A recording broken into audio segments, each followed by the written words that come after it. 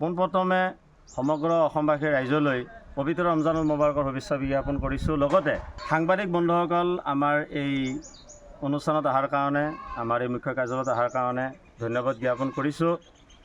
লগতে আজি আমাৰ মুখ্য কাৰ্যালয়ত অসম সুন্নী মাদ্ৰাছা শিক্ষা পৰিষদৰ মংগলদৈ আমাৰ এই মুখ্য কাৰ্যালয়ত অসমৰ 9টা ইছলামিক সংস্থাৰ বৈঠক অনুষ্ঠিত হয়।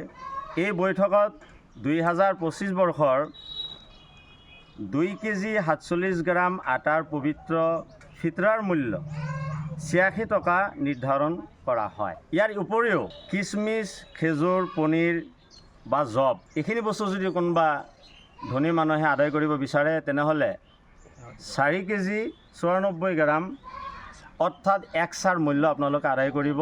আল্লাহ ৰাব্বুল আলামিন যাতে আমাক সদকাতুল ফিতৰা আদায় কৰিবলৈ তৌফিক দান কৰে। পবিত্ৰ আল কোৰাণৰ এটা হুকুম আছে, আউযু বিল্লাহি মিনাশ শাইতানিৰ ৰাজিম, লান তানালুল বিৰৰা হাত্তা তুনফিকু মিম্মা তুহিব্বুন।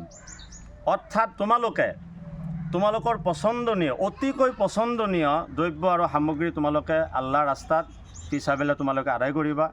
গতিকে সেইমতে যদি চোৱা যায় তেনেহ'লে আমি যিটো নিম্ন স্তৰৰ এটা মূল্য নিৰ্ধাৰণ কৰিছোঁ 86 টকা, ইয়াতকৈ ওপৰতো হৈ যাব পাৰে। ধৰক কোনোবাই যদি 90 টকা আদায় কৰিছে, 100 টকা আদায় কৰিছে, এইটো নিজৰ নিজৰ এলেকা আৰু নিজৰ নিজৰ ঠাইমতে আপোনালোকে আদায় কৰিব পাৰিব।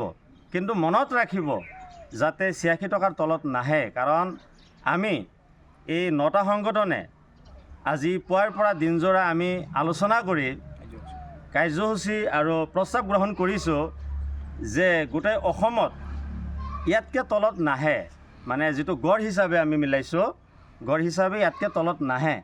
গতিকে আপোনালোকে সেই হিচাপে সদকাতুল ফিতৰ আদায় কৰিব।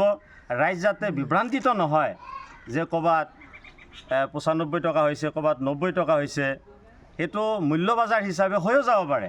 কিন্তু আমাৰ আচল যিটো মিকদাৰ, আচল যিটো মানে আমাৰ পৰিমাণ 2 কিলো 47 গ্ৰাম, এইটোক লৈ আহলে সুন্নাত জামাতৰ কোনো বিবাদ নাই।